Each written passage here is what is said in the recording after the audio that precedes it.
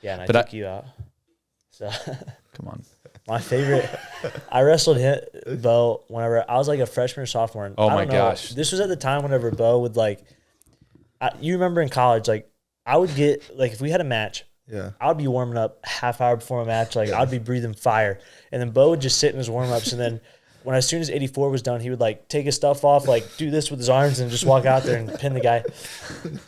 But whenever we were freshmen or sophomore in college, like we wrestled one day and I got pinned so many times, but I just kept going so hard. And it mustn't have been a day where we went like really long and your face got so red. Oh, yeah. When he gets lobster mode, bro. Like, he was getting me at the end. I was like, I have a lot of pride. So I tried my best, but you had me. I gave up a lot of points. You had me. That's when I knew. I was like, he's going to be good. Yeah. Before that, I was like, I don't know about this guy. Yeah. No, actually, when I knew you were going to be good was semifinal Southern Scuffle. Oh, yeah. My freshman year. I was fired up. Yeah. Josh Alber, it was one of those matches that, like, when I look at that match, I remember it very vividly. And I was like, Nick is way better than this kid. Like, you're way better than him.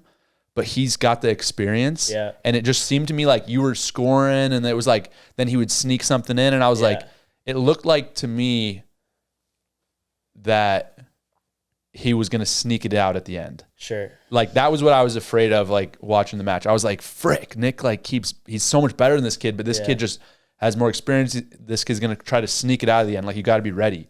Yeah. And I mean, I didn't really know you that well at that point. Like, knew you well, but not as obviously like what I know you now.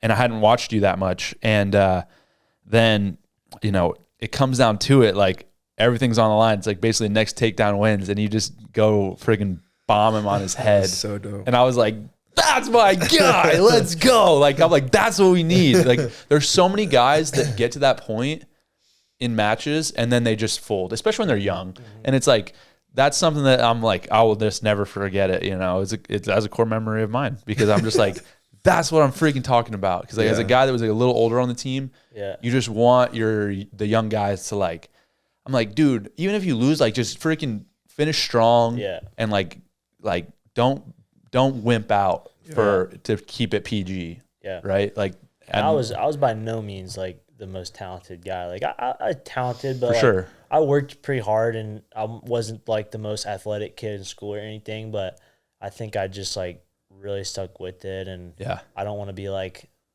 well, we had a team of killers at the time. I was like, I don't want to be the guy that's like losing. So that's embarrassing. But well, you were like 18 years old. You were a true freshman, 18, 19. So I mean, you were young, but that was a freaking awesome moment. Yeah, that was fun. That was a fun year. I think you concussed him too.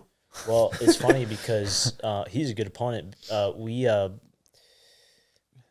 both, me and that guy, we both got upset first round in the first round at nationals, and we had each other in the next round. I remember that. Yeah, and I remember losing, and I was like so mad. And Zane gave me a little pep talk. Yeah, and then what did he say to you, real quick? What did Zane say? I don't remember the specific words, but it was just along the lines of, all right, like, we still got to win this thing. Yeah. So like, we need some points, lock like that in. kind of thing. So it was like lock in, and I did lock in that tournament on the backside.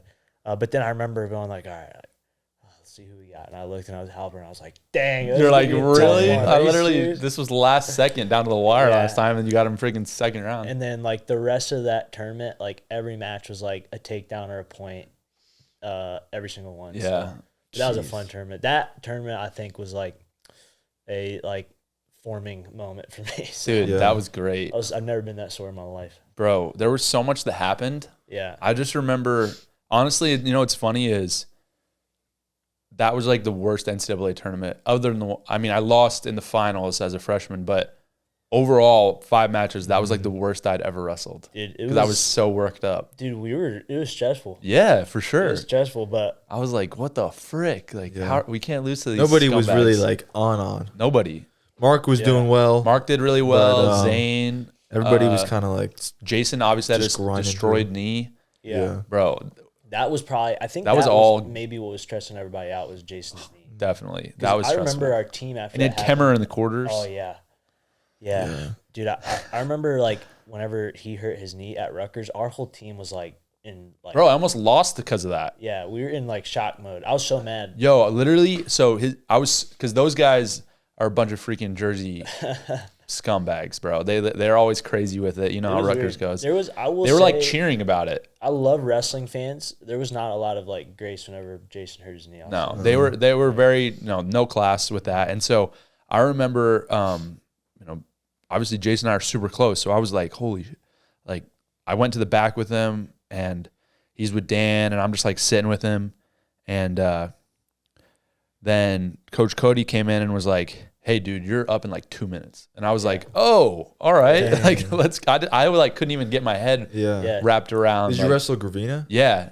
I wrestled, and he was pretty good. He was like top 8, top 10 guy. Yeah. And to end on a positive note with like the Rutgers fans, dude, they do show out for their team. Like, I appreciate that. Yeah, it's no, awesome. I like that. It's a great environment. I kind of wish, I love the Penn State fans. I think they're the best in the world, but like, I get a little more fights in the stands. Jersey stands behind their own. Like, throw some stuff at people. Alcohol Bro, that's actually probably the difference. That'll do it. Because I think that like PA fans, especially Central PA people, like they're about it. Yeah, they'll get rowdy. It's just a peaceful golf clap, environment sometimes. Yeah. So it throws people off though. It does. It's really intense. It's a different feeling, Yeah. Yeah. That was that same year that we had the crazy duel, right? Yeah. Yeah, with Ohio State. Yeah. That was crazy. And I think in big duels too, we tend to light up. Oh yeah. Big duels. Like 100%. That was one of the craziest environments we've ever been in. And yeah. I mean, our fans, it's definitely a different environment in Rec Hall, and whether it's a small match or big match. Yeah. And we have just an incredible. I mean, it's just the home. Yeah. Like, it's Pennsylvania. It's a home wrestling.